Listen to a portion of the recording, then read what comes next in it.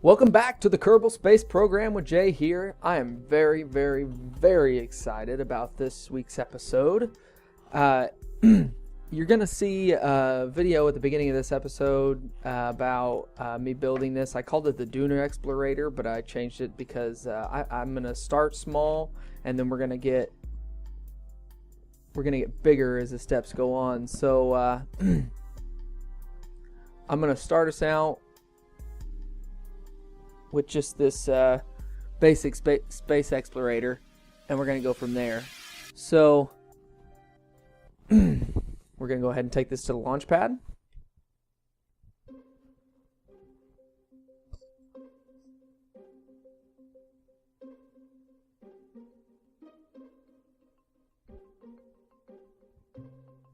And here we go. Getting close.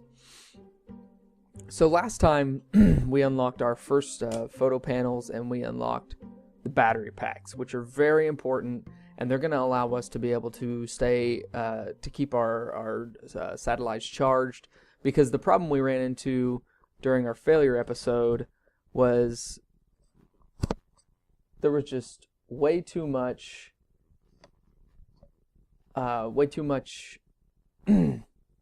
electricity being used early on.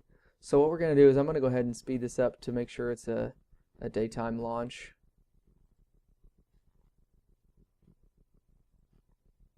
And there we go. So this is going to be a Kerbal morning launch. And I'm going to put on my SAS. I'm wobbling. I don't like this at all. So I'm going to go ahead and 3, 2, 1.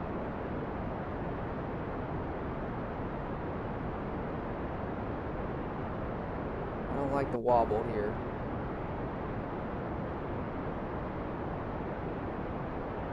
Yeah, I'm not using any electric charge. I like that a lot. Go ahead and do this to decrease that lag just a little bit. And I'm going to go ahead, when I get to about half fuel, a little bit of maybe 1/3 fuel, I'll go ahead and add in that extra booster just to get us speeding up a little bit. I don't know. Well, anything over about 200 meters a second in this section of the atmosphere is from what I understand is wasted fuel. So we'll see where we can get.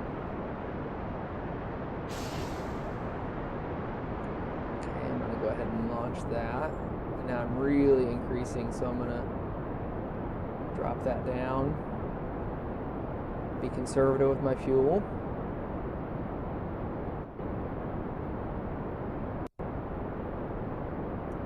Now these photo panels are gonna be really, really helpful in the battery pack. See, I'm still plus and minus in my electric charge there, so that's going to be really helpful. Okay, now we're over 200 meters a second, so I'm going to go ahead and start my gravity turn. Right about there. Get rid of those guys. Bring that back up. There we go. We're going to check this out.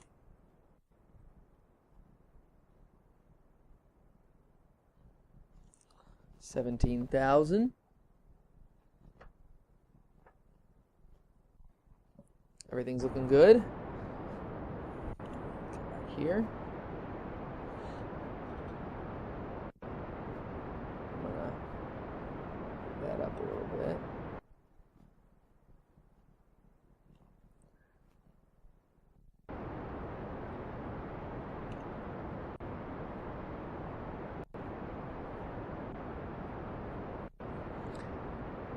And hopefully this design is going to be something that we can use in the future you know, quite often. And I think I might, what I might do at the beginning is try for just a stable, for the ability to do a rotational locked orbit.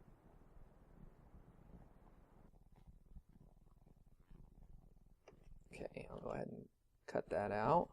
Now I have a little bit of liquid fuel left, and I'm going to save that. I'm going to save that for when we start our orbital burn. And to be locked in a stationary orbit, I think we need to be at about 180 kilometers from the planet. So there we go. We're at 59. And this is at 77.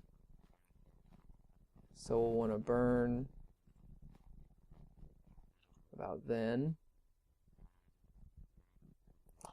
And that'll just help us with the node. And then once we get to about, I'm actually going to start my burn a little bit to speed up.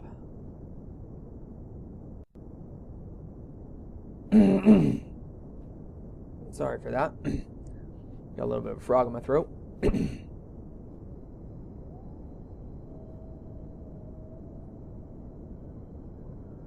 And we are in space. We're burning almost to 1,000 meters a second. And there goes that stage.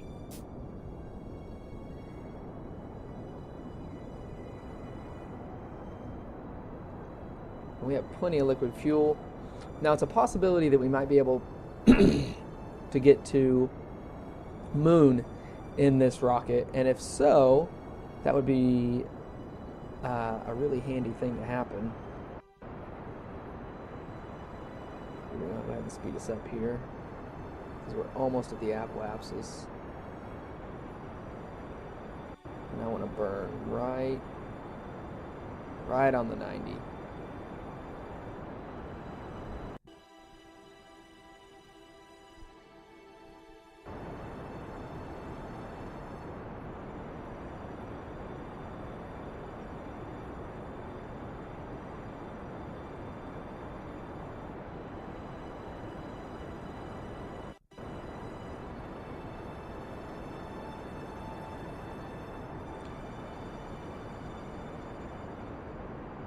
There we go. Let's start doing some experiments here. Keep that data. Now the scientific value isn't very exciting at this point.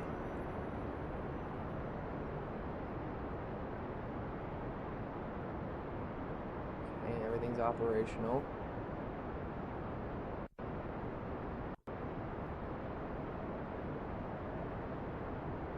Start doing this to get us a little bit more on the 90 because I think I might have started my full burn. Oh, look, there we go. Kerbal Orbiter 1.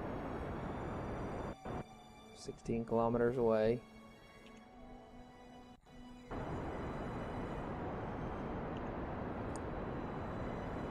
think I need to raise this a lot. Because we're decreasing in altitude.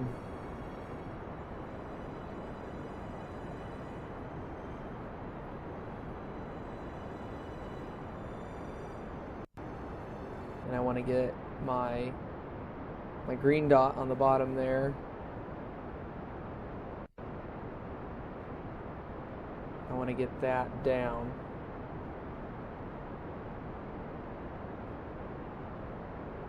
This was probably not the most efficient burn to make, but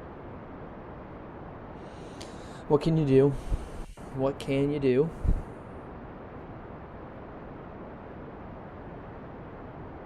There we go. We're slowing that down, so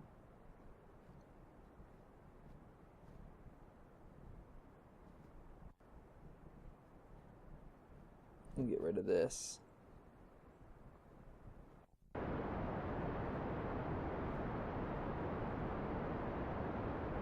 And our liquid fuel over here is still looking pretty good, even though we've been burning at 100% for quite a while.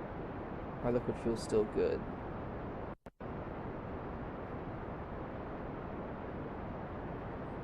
So we're almost to 2,000 meters a second, which is good. That means, and then we'll have the 300 meters a second.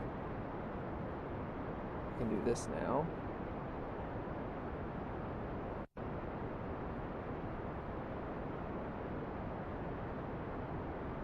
There we go. Almost to 2,100. And we're, as you can see up here, we're increasing in altitude, so that's good. And then we'll be able to stabilize our orbit out here, and then maybe we can do some flybys of the moon and things. So, and since we have these short-range transmitters, we'll be able to do some pretty good science. Oh, hey, that was fast. And once we get to 2,300, we're going to see what the situation is. Okay.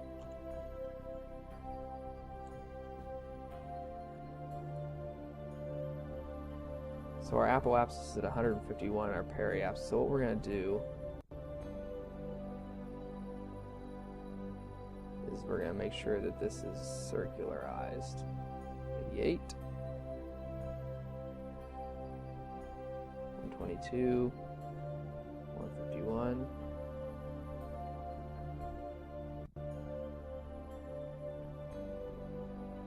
153. 49. 49, 53. Okay. We'll call that good. So that burn comes up in 8 minutes. And then we will so I'm gonna with my now I've watched some other people play Kerbal Space Program. Specifically, I've watched Al Chessbreach play Kerbal Space Program, and one of the things that I've noticed that he's done is he will time warp when his boosters are active. Now that actually messes with the physics of the engine, so of the game. So if you have your boosters active, it has more of a tendency to pull things apart. So if you're gonna keep your boosters on, then you want to make sure that that you're not time warping. Okay, I'm a minute away from this burn. And we don't need a whole lot for this burn, it looks like. We only need about 100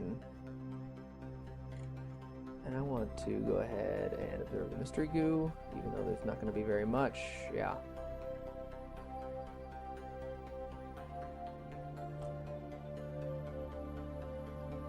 But what I can do is I can go ahead and transmit this data. 33 seconds to the node. There we go. And transmit the data. And I'm not adding very much science at all, just 0.1. But as I get farther out into space, I'll be able to. I'm gonna go ahead and do this burn.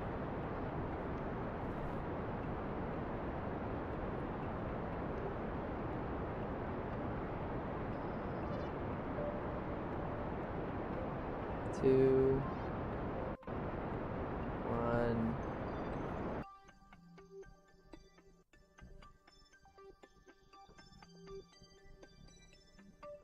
We got 149 by 155. That is perfect.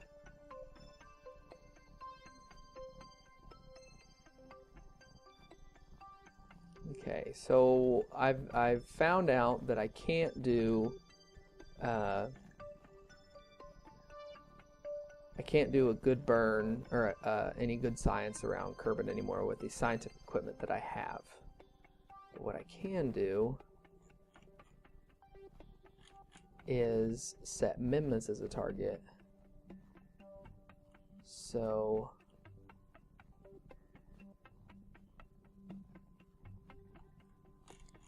I think what I can do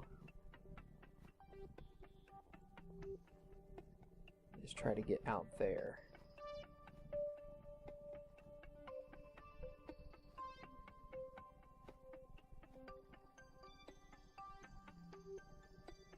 Now, do I want to go to the moon? I think I want to go to Minmus.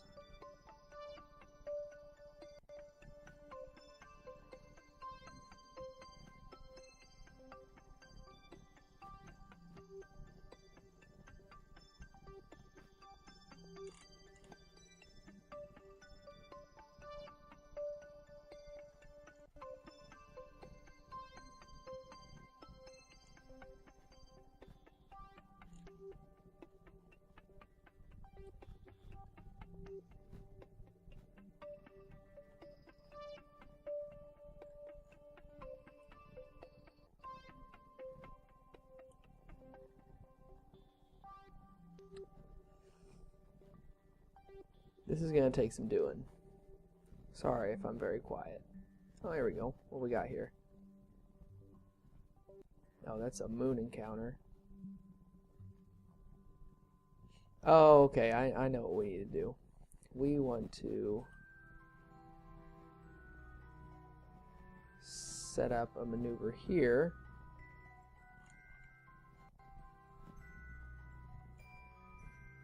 To phase lock. Nope, nope, nope, nope, nope, nope, nope.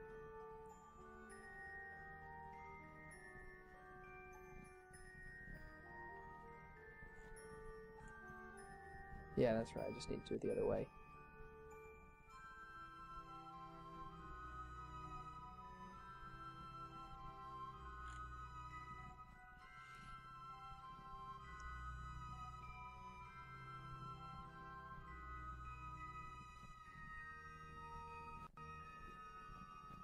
Let's see where we're going here.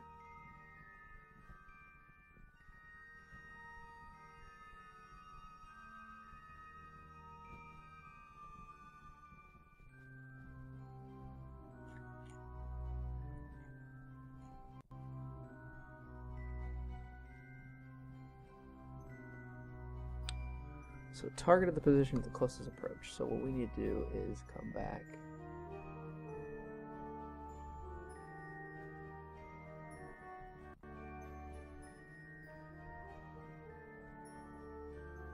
Okay, I think what we need to do is make our ascending node and our descending node match.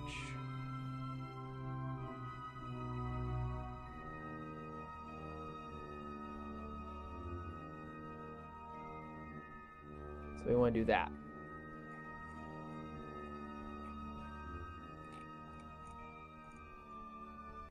Okay. And that'll get us on a plane where we can then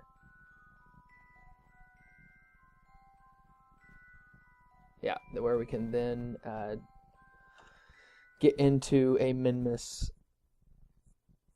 orbit, or do a trans-Minmus burn.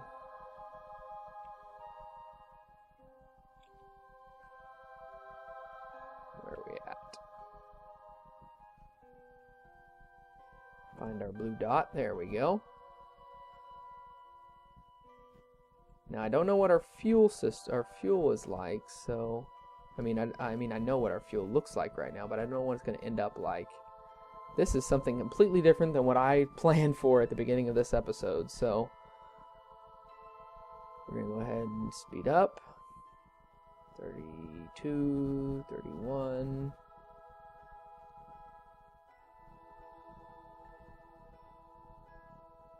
We're just spinning out in space. Speed up a little bit.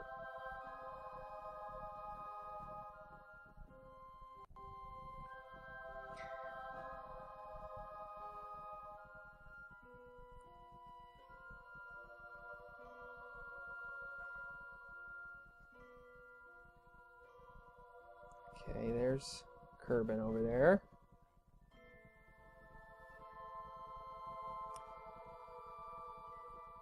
And this burn shouldn't take very long. It's just a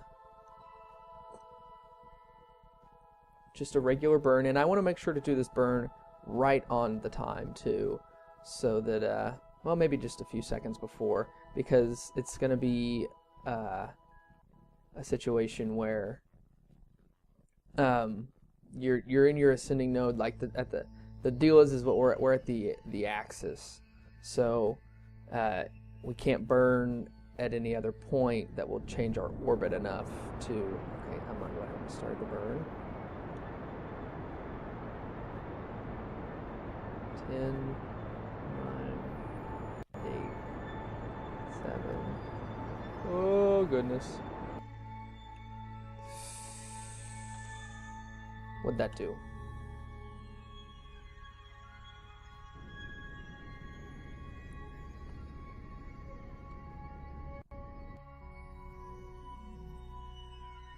Okay, I think that actually did well enough for us. Yeah, it's pretty close.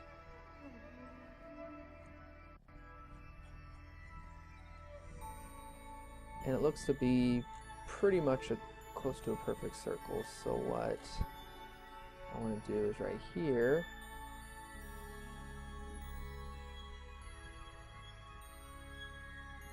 set this up.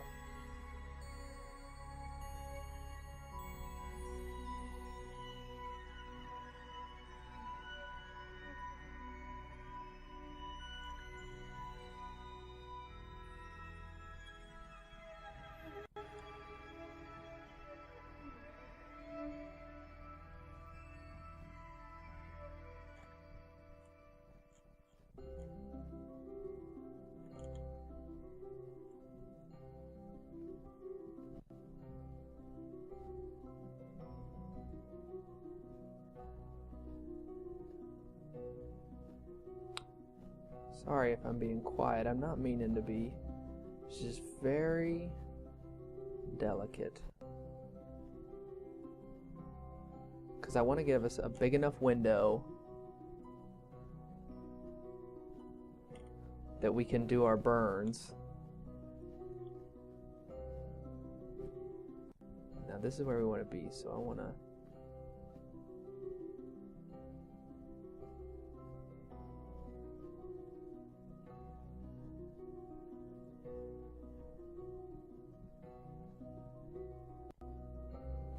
Now the problem is we have a moon encounter there.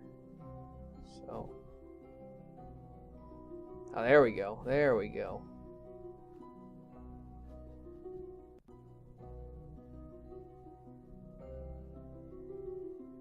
And that'll get us at a really close periapsis, and that's a 59-second burn. Okay. So, this is interesting. This is something that I've never done before. Even in Sandbox, I've never gone out this far. And I think that we can make it, but I don't know that we can get into an orbit, but I don't know that it matters. Because once we're floating around in the middle of nowhere, we have enough electric charge that we can, that we'll be able to transmit data from anywhere. So I'm going to go ahead and speed up to this node. And then we can do some things on the fly. Yeah, this is we have plenty of power. Our antennas are not long-range antennas, but hopefully we'll be able to. Now, as you can see, we're losing a little bit of power there because we're in shadow. Hopefully our antennas will be able to, or our experiments will be able to get us enough science to do the bigger projects. And I'm going to get down to about 30 seconds before I start this burn. And I think at about 20 is when I'm going to start it. And I think I'm going to split this up into two parts because it's going to be a little bit of a long episode. So I think that I am going to cut the first part here, and then next week I might do a bonus episode. I'm not sure. I'm going to start this burn now. I might do a bonus episode, and then you'll be able to see sometime in the middle of the week where we'll do our flyby of Minmus, and we'll do a little bit of data collecting, and we'll have some science for to show for it. So I will see you probably in the middle of the week. So I'll see you then. Bye.